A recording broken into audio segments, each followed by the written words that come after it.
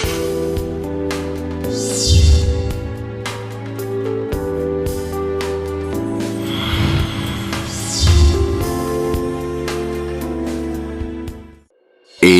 शाश्वत सत्य। कौन हूं मैं?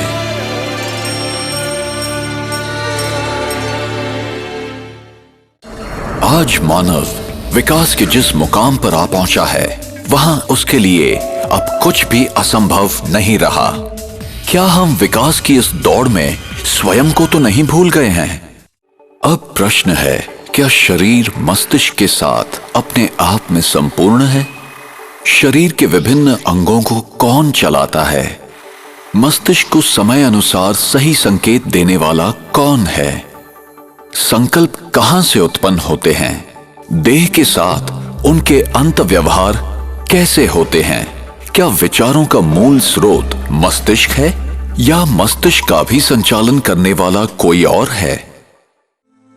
आइए अब हम एक अनुपम यात्रा प्रारंभ करें और स्वयं के विषय में उस सनातन सत्य को खोज निकालें, जिससे हमें पूरा ज्ञान एवं अनुभव प्राप्त होगा कि मैं कौन हूं। ये मैं नहीं हूं, मैं ये हूं। मैं एक आत्मा हूं, एक अति सूक्ष्म, अविभाज्य और अविनाशी चेतन दिव्य प्रकाश बिंदु रूप हूं।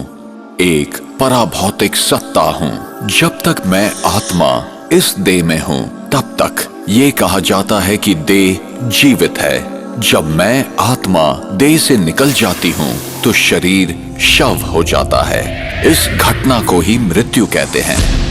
किंतु फिर भी आत्मा तो अजर, अमर, अविनाशी है। वो सदैव जीवित है। मैं आत्मा मस्तिष्क के बीच में भ्रिकुटी के मध्य में स्थित हूं। यहीं पर विराजमान हूं। मैं आत्मा शरीर की सभी इंद्रियों का मस्तिष्क द्वारा संचालन करती हूं। भ्रूण जब तीसरे से 5वें माह का होता है, तभी उसमें जीवन शक्ति आती है। ये जीवन शक्ति ही आत्मा है।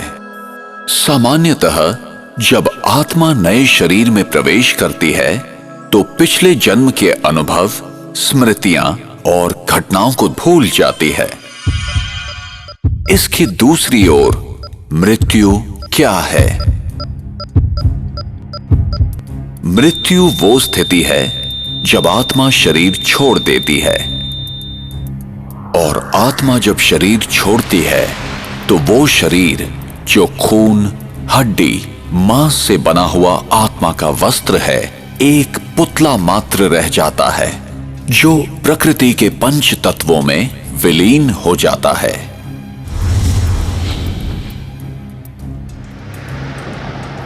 एक कार और एक ड्राइवर का उदाहरण आत्मा और शरीर के मूल अंतर को समझने के लिए उपयोगी है। अगर आप अपने शरीर को एक कार मान लें, तो आप आत्मा इसका ड्राइवर हैं।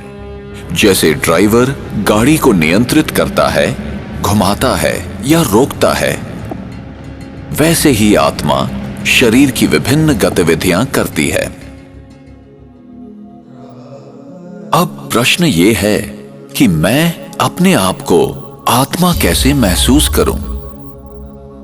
जरा सोचें कि एक बड़ा सा नकली मानवीय शरीर अपने सभी अंगों के साथ है।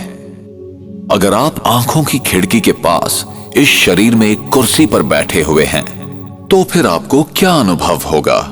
जब आप आंखों की खिड़की के भीतर से झांक रहे हैं, तो क्या आप अपने आप को इन आंखों की खिड़कियों से अलग महसूस नहीं करेंगे?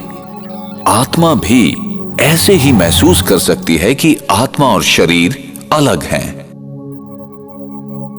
जब मेरा प्रत्येक कार्य और व्यवहार आत्मिक स्थिति में होता है, तब मैं अपनी वास्तविक स्वरूप के अति समीप होती हूं।